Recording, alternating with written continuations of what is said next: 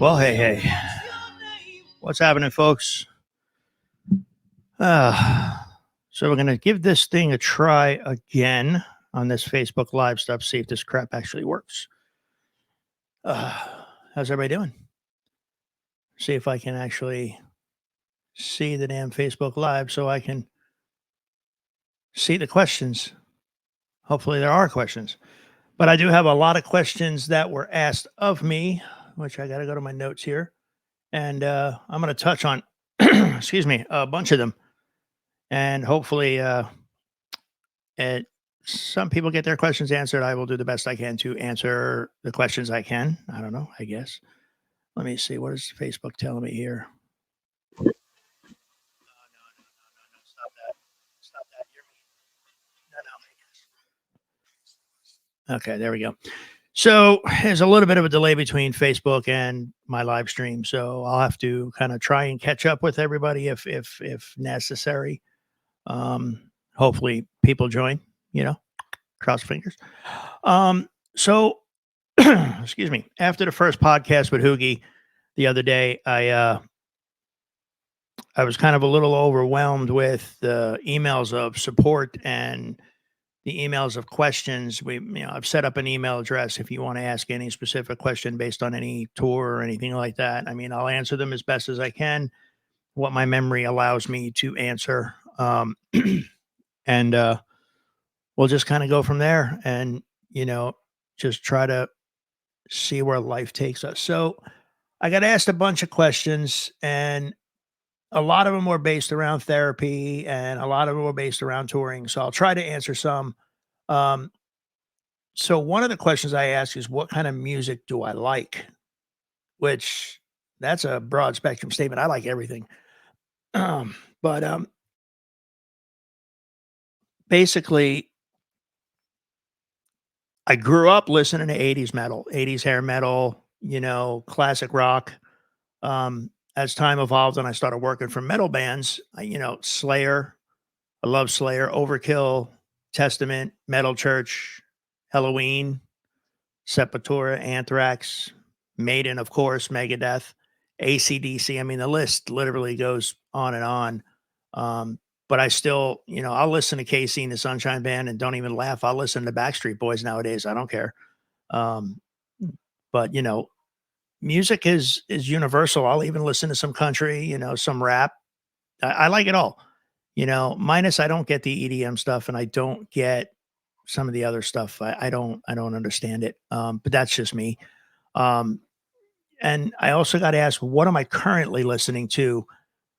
Definitely, I love a band called Dirty Honey. They're freaking awesome. Our LD on the Goo Goo Dolls, he introduced me to them, and they were just badass. Um, I also the new Mick Mars is killer. New Ace Frehley's amazing, and sounds amazing. And my buddy Steve Brown from Trickster produced that album, so it was really good. Mammoth WVH, I love Mammoth WVH. Ghost. There's another band, two other bands actually, and I had to write them down because I don't remember everything. It's in my Spotify, but I love a band called Stellar Revival and another band called State of Mind. And they've done a couple covers, of Garth Brooks songs and Blake Shelton songs, and they just took those country songs and made them metal, which was really cool. So that's kind of what I'm listening to nowadays, minus anything related for work that I have to listen to either program or sample or whatever the hell is required for the tour at that time. Trying to scroll through things here and see. But all right, so a couple other questions before I delve too deep into this. Um, the question was, you spoke about therapy. Can you explain why you went? Because I needed to. Plain and simple. I needed to go. Um, because I was nuts. Um, so the pandemic really pushed everything over the edge for me. As far as no work, it was supposed to be 6 months and then it turned into a year, then it turned into 2 years. And, you save up enough, you make investments, you do whatever you need to do, to take a few months off just in case that next tour doesn't come in, or a tour gets canceled, which was happening left and right there for quite some time. Um, and I always save up about 6 months, so I could take off if needed. If I needed to, if there was problems with the family, or just problems in general, I can always take that 6 months off and be comfortable. When we started approaching that 6 month thing, and it didn't look like the pandemic was going to open up, I started to panic, and then I started to get depressed. Um, it really started for me back in 2007.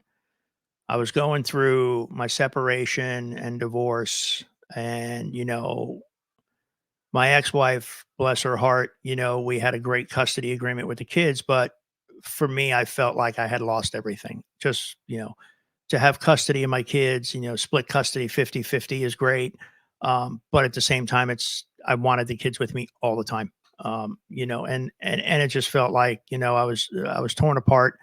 And I kind of started, and as the years progressed, I just became more complacent on tours. Yes sir, no sir, yeah, yeah. It wasn't me. I haven't seen the real me since 2000, beginning of 2007.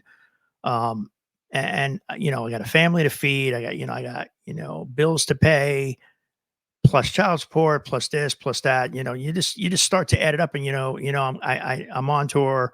I'm with a band for longevity, so you take what's thrown at you, and I'm going to be real polite in a lot of the things I say regards to that. I antiquated it to basically saying I was so complacent, I became a whipping boy. Well, Danny could fix everything. Danny could do everything. So, but we're not going to pay him to do everything, y- you know, because I needed the work, because I had to take care of the kids. I had no choice. And as time progressed, I just went lower and lower, and just it became normal for me. Um, and dealing with other things in my life. But then, fast forward, 2007 to 2020, pandemic hit. It opened up all the old salt in the wounds, and it opened up the issues that I was dealing with, and it just made it worse. As this podcast progresses, and it depends on the guests that I have, and I do have a very nice list of guests coming up, but it I'll get into more things, suicide prevention and all that stuff like that, because you go down a dark rabbit hole. So to get back to the actual question, why I went to therapy because there was no person in my life that wasn't going to be, and I don't know what other word to use, and someone correct me if I need to be corrected, but there's no person in my life that wasn't going to either be judgmental or have their opinion on what I should have done. So in talking with my buddy Andrew Crow, he kind of knew a lot of stuff was going on with me because we toured together, and he saw it. Another person that was very pivotal in pushing me over the edge to actually see therapy was my brother PJ. Now PJ is the bass player for Trickster, Fozzy, and stuff. And by the way, when I say brother, uncle, sister, aunt, all that stuff, it's not. Is a tattoo on my hand that says family is not just blood. Where I come from, he is my brother. That person is my sister, because we grew up together. We're still friends 40 years later, and that's family to me. It's not always just blood, you know, and so I call him my brother regardless. I don't say friend. So anyway, so we were both in LA at the same time doing two totally different things, and we hit each other up, and we went and met at the Rainbow and had dinner, which I love the Rainbow's food. So we went to the Rainbow and had dinner, and kind of just jogged some old memories of, hey, we sat over there back in the early '90s, and hey, we did this here, and yada yada. So I kind of opened up to him because he's the one of the two people in my entire life, well, actually three, one of the three people in my entire life that I can tell everything to, and they're gonna give it to me honestly. My other buddy Chris Farinas, who and him and I again, me, him, and PJ have been friends since we were in middle school, high school, early high school, end of middle school. Um, so we talked. I told him everything, and told him I was thinking about therapy, and he told me to go, and said it would be smart. So going to a therapist was scary because I was raised, you don't do those things. You don't speak about your feelings. You don't put yourself out there. Excuse me, I have to cough. You don't put your feelings out there. As a man, you have to be strong. You have to be the provider. You can't show emotion. That's not who I am anymore. And I'm okay with it being freaking over half a century old, raising my children. And I'm okay with just being me and being real. Um, so I went to the therapist, went through one therapist because I think they were crazier than I was. Then finally landed on my current therapist, who I've literally been with since the pandemic now. She's been absolutely amazing. She listens, she doesn't judge me. She offers me opinions, but not her opinion, because she'll give me one or two opinions on a I guess a bipartisan level. She'll just tell me factuals, and tell me how to cope with things and tell me how to deal with things. You know, she had, in one of the last times I talked to her, which was like a week ago, we were talking about when I come home from tour and what I like to do. What I like to do is be left alone. I hate, and this part sucks, but I hate the phone. I literally get anxiety talking on the phone unless it's business. If I'm talking business, I'm okay. If I'm talking to a tour mate that I'm on tour with, I'm okay. But when I come home, because I've advanced so many shows, I live on the damn phone. And I come home, I put the phone down in another room. I don't even look at the damn thing, you know? Me doing this podcast, I got to do all the social media crap now, which I'm learning. It's a huge learning curve. And but some of it I can do from my phone, and I do, but I put it down and I leave it in the other room. So when I come home, I just want to be left alone to kind of get my feet wet again at home, because I don't want to screw up the house routine. Because if I do, I'll get in trouble. And I don't want to screw up the house routine. But so she offers me those things to help me understand and help me cope with things. Um, I'm okay with saying I have anxiety with things, because I think everybody has some type of anxiety with stuff. And it's how you handle it, and it's how you come out of it, are the ways you really have to look at things. Um, so it's going to a therapist for me was a relief, because here's somebody I didn't know who's going to listen to my craziness and talk me through it. We solved a lot of issues with, and again, during the pandemic and even before the pandemic, and I'm looking at the list right here on my side screen of all the friends that I've lost, close friends. I mean, not just acquaintances. I mean, I look at this list and it's 2 pages long, and I probably say two were acquaintances out of 20 plus, you know? So looking at that, you start to wonder.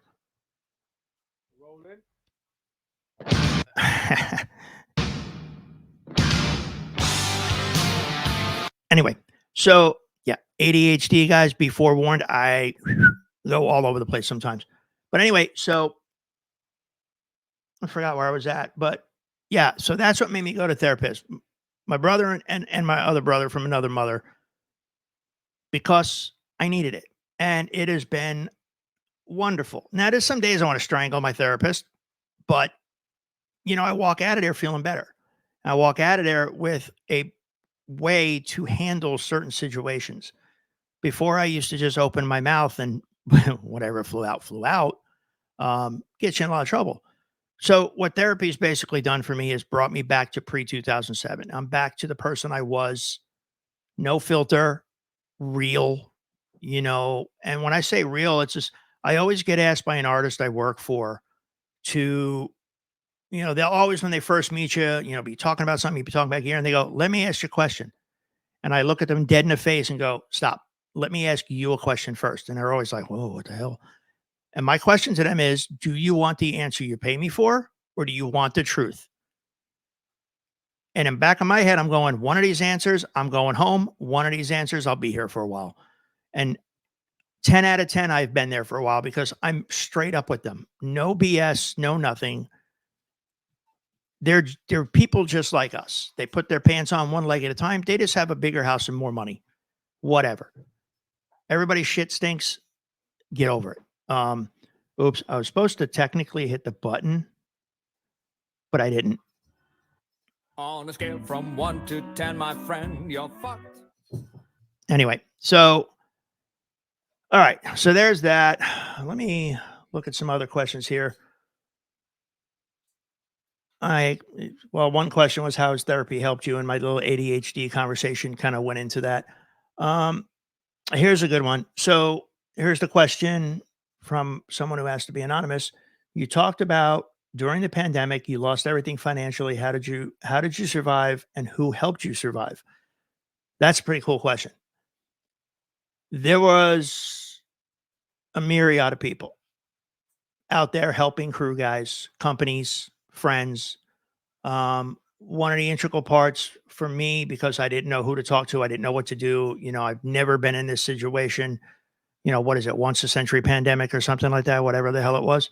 Um, so you never have been in that situation. I've been broke before, don't get me wrong, but I've never been in this situation because I was broke when I was single and no kids. So there was couches to crash on. But now you're sitting here going, well, I got a family, I got a roof over the head, I got food on the table. So one of the people that was very intricate and very much a huge part of helping me was a lady by the name of Sandy Espinoza. She's been in our industry for a long time. And I kind of talked to her one day and vented, and I was upset. You're getting the possible repo notices in the mail. You're getting this is, it's a lot. And we're talking about a year into the not about 7, 8 months into the pandemic when the 6 month kitty ran out. Um, you know, so she was very intricate in helping me track down and find people, companies that were helping other crew people. There were some audio companies, there was the was it the Actors Guild? There was, Music Cares. There was Live Nation. There was all these stuff. And she would send me links where to sign up and do things. And at that point in time with children, I was not too proud to ask for help because I've always been proud. I have never asked for help ever until the pandemic hit. So she basically said, hang tight, hold my beer. I'm going to help you. So she found these places. She also had a foundation that, she was able to help with, money for Christmas and money for Thanksgiving. And I am beyond grateful to her, for all she's done. And, then she told me about Music Cares. And then, I had no health insurance because we're in the music industry and we don't really have a union and we don't have health insurance. Pardon me, I got to take a drink. And so I got hooked up through my buddy, Keith Hoagland, who his wife, Colleen Hoagland, works with Music Health Alliance. Reached out, talked to Keith, told him what was going on because I had the health issues. He had me reach out to Colleen. Colleen and Sheila Biddy over at Music Health Alliance, bless their hearts, they got me insurance. Thank God. But that was after the first illness. So the first illness, I had no insurance. So, I had health insurance, which was great. They helped me out. Live Nation helped out a whole lot of crew people. And, they gave us $1,000, which I thought was very nice. The band I was working for at the time did a t-shirt and the core crew got, thousand, whatever. They got a couple bucks. So there were people out there helping. It's just, you get so piled on because, well, when you have a house and a car and, food and bills, $1,000 to a lot of people is amazing money. But when you're trying to feed a family and you're trying to keep a roof over the head and, a car payment made, insurance payments, you need more than that, unfortunately, so survival, was good. I actually cashed in a bunch of my Dogecoin that my son turned me on to, which excuse me, helped a lot. Um, and then, as it went on, like I said, there were a bunch of different organizations, some here in Nashville, some in LA. the Actors Fund, and all this stuff. Because the Actors Fund isn't just for actors; it's for people in the entertainment industry. And Sandy facilitated all of that stuff, which was, I didn't know where to go. I didn't know who to contact, so she sent me links, set me up. So we were good there. And then, like I said, with Music Health Alliance, getting me health insurance was great. And, and again, that was for this, that was for my foot surgery, because I almost lost my foot. That covered that, which was great. But there was an illness prior. So what happened was about, a month or two into, the foot surgery, I started getting bills in the mail. And then I started getting bill collectors calling every day, sometimes 2, 3 times a day. And again, I was stressed out. So I emailed Colleen and Sheila and said, "Hey guys, what can I do? I've got, 5 digits of numbers here worth of bills. I don't know what to do." So they had me itemize all my bills, scan them, and I sent them to them. And then maybe like a week or two later, I got an email that floored me and made me cry. Was that they went to Music Cares, and Music Cares paid all my bills. And that was huge, to have that happen. Number one, because you don't think it happens to guys like me. Well, I come to find out it happens to a lot of guys like me, and in the music industry. They took care of my buddy Glenn Kaufman. They took care of a few other friends who had to have major surgeries. So we just did the Music Cares event in LA with Bon Jovi. He was honored as Person of the Year, and we did that. And I actually got to meet Harvey Mason Jr., and he's the CEO of Music Cares, and we had a talk, and I thanked him. He saved my, hang on, I got to find it here. Hang on there. He saved my. So with that being said, there are organizations out there that help. Sometimes it's red tape to get through. So there you have that. What is my favorite part of touring?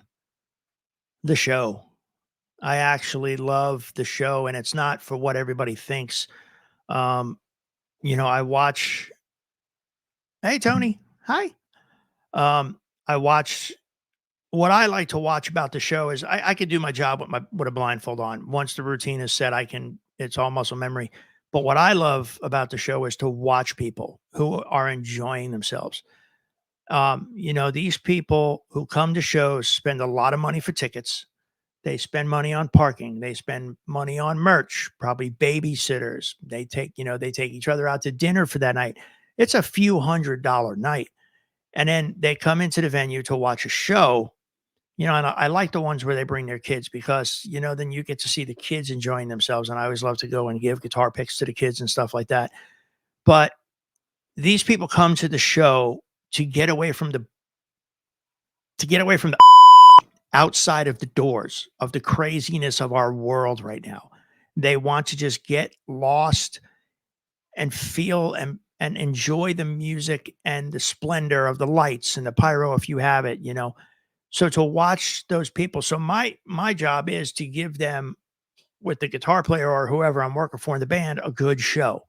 To give them, you know, what the heck? Oh, to give, to make sure that my artist has a flawless show so they can have a wonderful night, you know, and to watch people dance and to sing and then know every word to every song.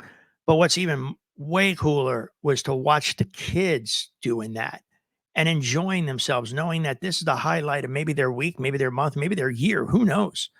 I saw it a lot on Trans Siberian Orchestra when we were out. I was watching these kids, man. I was just elated seeing these kids going, wow, the pyro and the lights and the moving stuff and to see the wonderment on a child's face when they're watching something you helped put together. It's effing priceless. And that's my favorite part of the show, minus taking a shower and going to bed. So that's my favorite part of touring. I guess that's what's my favorite part of the show. That's load out, get out. What do I do to relax on a day off? Sleep. I'll lay in bed. I hook my Roku up to the TV and get the Wi-Fi going, and I'll got my Apple TV on there. I got my Netflix. I got everything. So I just basically sit and watch movies or old classic TV shows. I love Carol Burnett, MASH, Abbott and Costello movies, Dean Martin and Jerry Lewis movies. I'll watch them all day long. Um, Here's one. So it says, you talked about losing people. How did that affect you? It up because it literally for a period was like one or two a week, right before the pandemic and then through the pandemic. And, a lot of these were friends of 25, 30 years. One was my business partner, and they were most of them were younger than me. And I'm sitting here going, holy crap. Why am I still here for the crap? Oh, Bobby, Donnie Floyd, my brother from a Southern mother. So I'm sitting to myself going, why am I still here? And then, they just kept getting closer to me. When the last one was Viggy, and that one destroyed me for like a week. I just was lethargic. We were on, I forget what the hell I was, but I was just lethargic for a week because, so many guys on here. And I'm looking at the list and it's just effing as mesmerizing to me that I have toured with so many of these guys and they're gone. And some naturally, some unnaturally. Let's just be honest. And that hurts. And it messed me up. It truly, truly messed me up on tour to, to get the call. I was one in particular, actually two, because it happened twice with the same crew. My buddy Jimmy Johnson, who was guitar tech for Tommy Shaw for Styx for years. He was Alex licensed tech and a bunch of other people. I get a text about 30 minutes before we're supposed to go on stage. I'm in Guitar World and I just happen to look down my phone. There's a text telling me Jimmy passed away. They found him, he was found in his hotel room. Man, that just crushed me. Jimmy was a dear friend for probably 20 years, and then again from the same camp, sometime down the road, Paulie Carrizzo, drum tech. I mean, just again, one of the sweetest men you will ever talk to, ever meet. Yes, Chris Viggy. I know. Viggy and I grew up together back in Jersey, but so losing Paulie sucked. And then, I toured with Mick Thornton from the Moody Blues. I'm not going to go down this list because it actually just becomes depressing. A mentor of mine, someone who taught me so much, Chris Reynolds, as a production manager. He taught me how to be a better production manager. He taught me how to be a production manager next to Mark Hoke. And then even band members, Jeff LaBar was a dear friend of mine here in Nashville. And the list literally goes on and on. I mean, even right down to Janie Lane. I miss that crazy bug-eyed son of a bitch. But it sucks. So to answer the question that was posed is, what is it? How has it affected me? It messed me up. And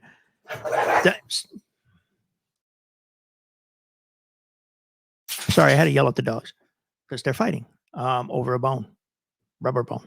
Anyway, thank God for therapy, because when someone dies, I call my therapist. And I always have the same question.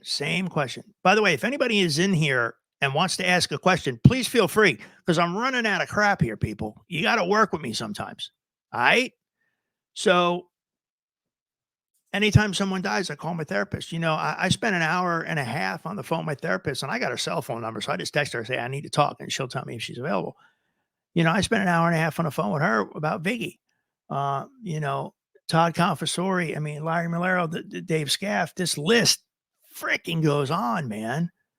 Franz Stuber, goddamn, I mean, even just so many guys that either I've toured with or have known for 20 plus years or, not here. So I question why am I still here? Because I did enough booze and pills to scare people, to scare the devil himself. I was popping pills for a while there, like a Pez dispenser.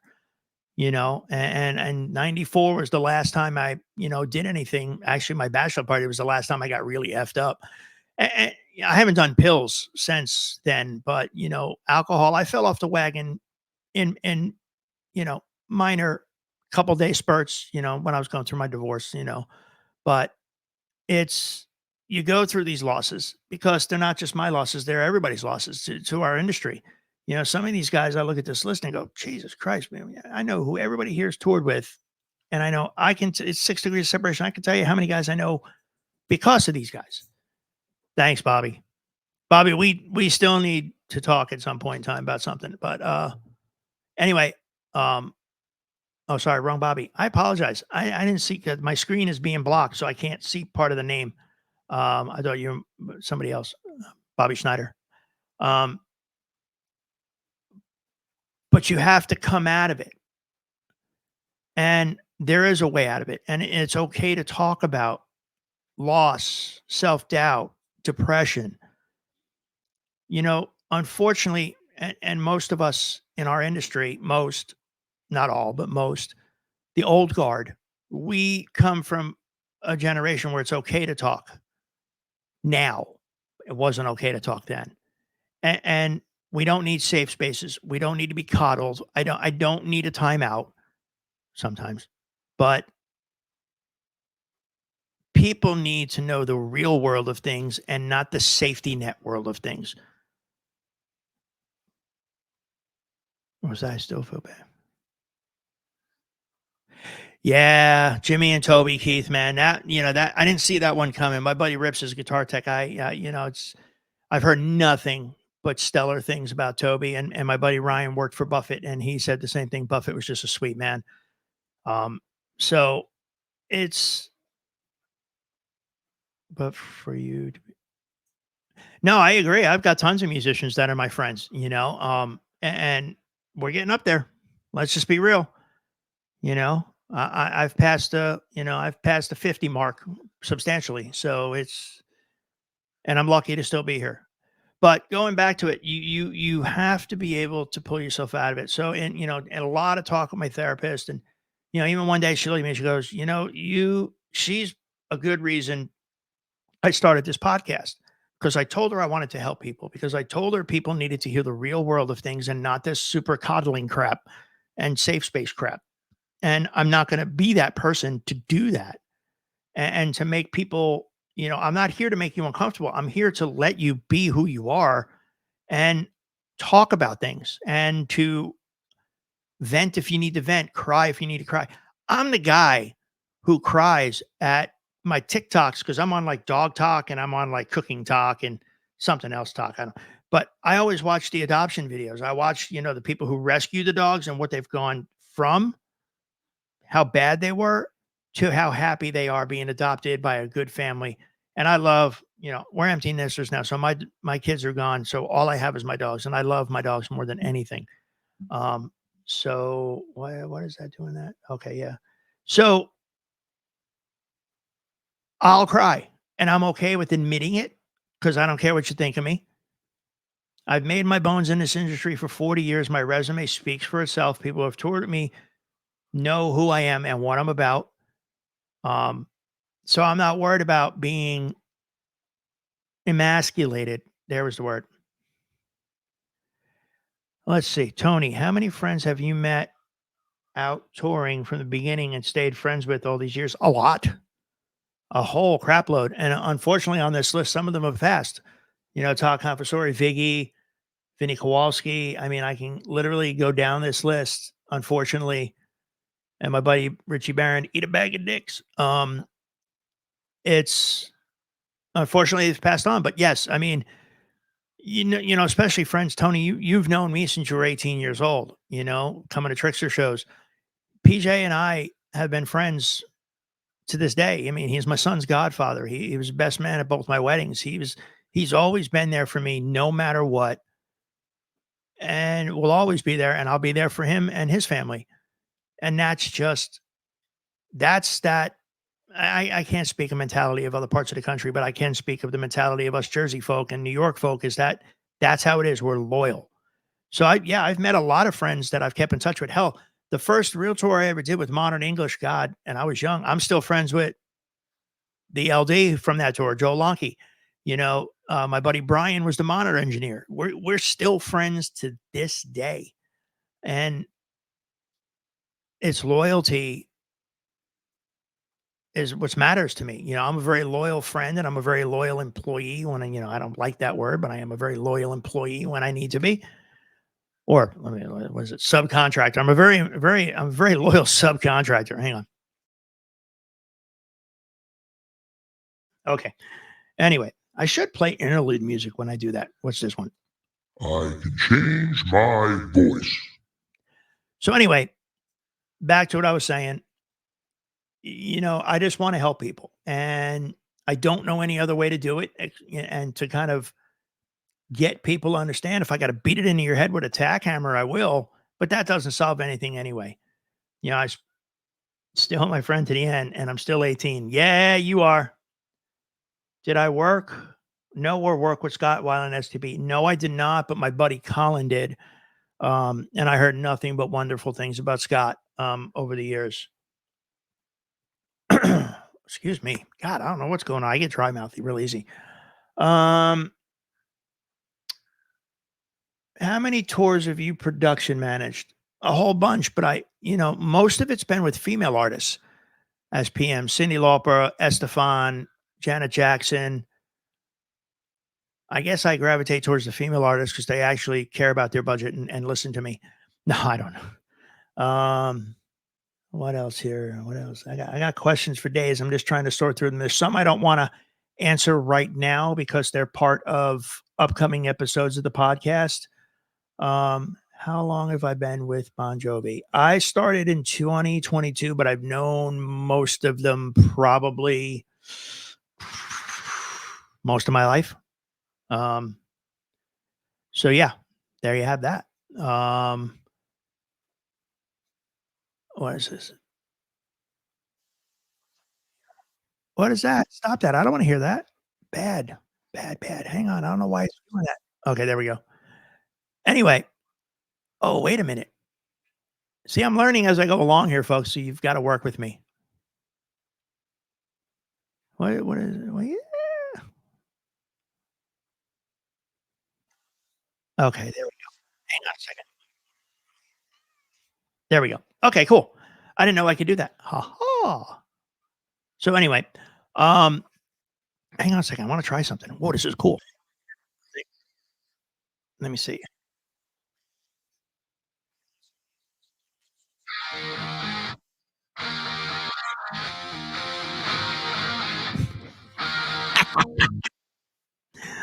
Anyway, all right. So I apologize. I'm like a child with new toys.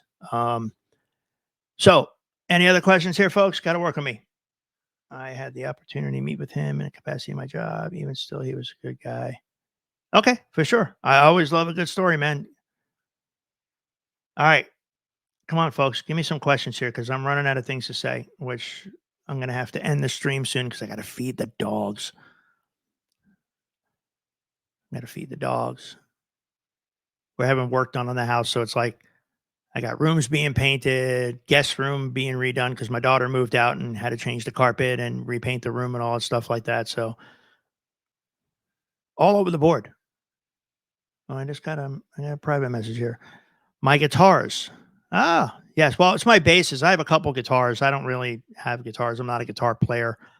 But let's see. So the white one, let me see if I can do this. This is pretty cool.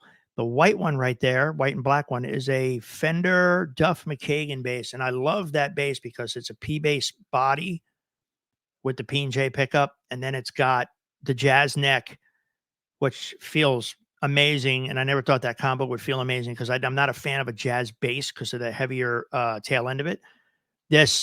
And it sounds amazing through my amps and through the Fractal. The one next to it, where is that? Okay, so that purple one right there is actually a Steve Brown SBS model. He came out with his own line of guitars, and it's pretty badass, folks. You got to get yourself one. I'll probably put the link in the bio there one day. All right, so let me see. I got to move my hand here because it's weird. All right, so this one right here is my. You can't really tell the color, but it's actually a purple wood stain Spectre NS4 Pulse. It's just ridiculous. And let me see if I can do this here. All right. So this one, that is my brother PJ's Spectre, which I bought off of him because I love it. and I love Spectres, and I bought it years ago from him. This one right here is, what the hell is that one? Is that a Dean? Oh, that's a Schecter. Sorry, that's the Schecter Michael Anthony bass, and I love it. It sounds great. And then the black one next to it right there is another Schecter. The red one is a Fender P bass. The one behind over here, let's do it this way. Over here on the floor, that's a Dean acoustic. My buddy Chris Canello just hooked me up and sent me one. It's sounds great. All right, what do we got? Oh, Bobby, man, that means a lot, brother. I appreciate that. You know, you're a good guy too. You know, thank you. I appreciate that, brother. Thank you so much. You don't get nowhere being I'm a good guy, but I'm an asshole, and it works out to my behalf. The band you never want to work for again. Derek, you know I can't say that on here, man. But you know, and it's not who you think. Which bass? Oh, you still got that one bass I gave you, Donnie? I think it was the Music Man, right?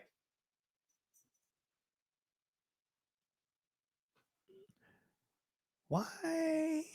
Oh, why? Let me see. I'm going to do something because people aren't asking questions, and Donnie will get a kick out of this. Yeah, the Music Man, Donnie. Name that tune, Donnie.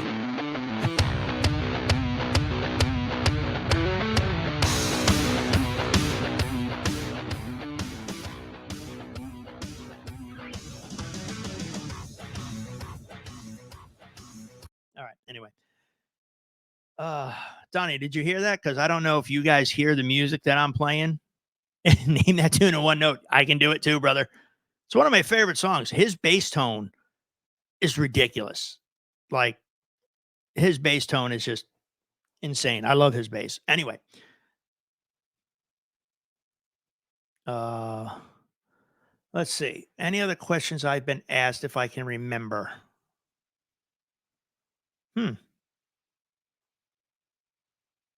Well, what you can't see on the wall is there's a Les Paul over there, and then there's a Martin acoustic over here. So, and then there's, hey, Tina, you still here? Tina, chime in with a yes if you're still here. She'll get a kick out of this. Hang on, I'm going to try this.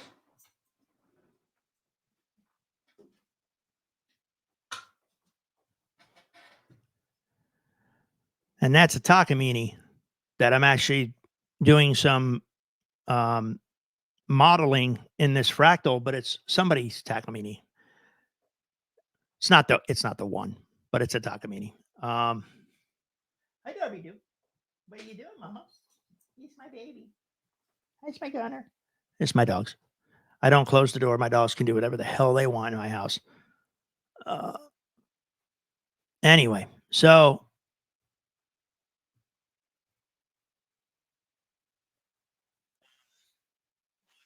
stop that.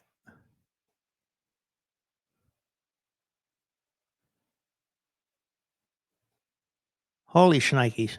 My brain does not want to work. All right, come on. Somebody ask me something. I'm losing pace here. Jesus Christ, I totally forgot that Bobby Clark and I went to Winter Ridgeville High School together. Wow. That's 40 plus years ago. What else do I got here? Oh yeah, this is always a favorite. But we can always get into the cool stuff.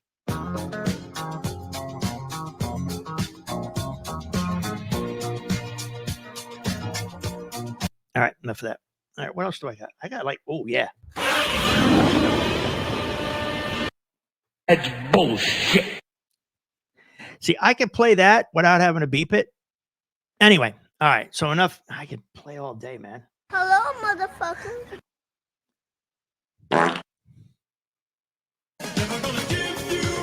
This is now stuck in your head. You're welcome. Anyway, All right, folks. I am going to get going. I got to feed the mutts, and they got to go outside and go potty. So next week, I think it's Tuesday. Yeah, Tuesday, 7 p.m. I got Fred, Nikki Six's Base Tech is going to be on. Should be fun. I got to figure out. I got no better way to do a camera position around here. I'm sorry, guys. This is the only way I can do it. So next Tuesday, get your questions ready for Fred. I got a whole slew for him. Fred's such a sweet man, such a good guy. All right, everybody. I hope you're well. Hope you're doing good. I'll play one out here.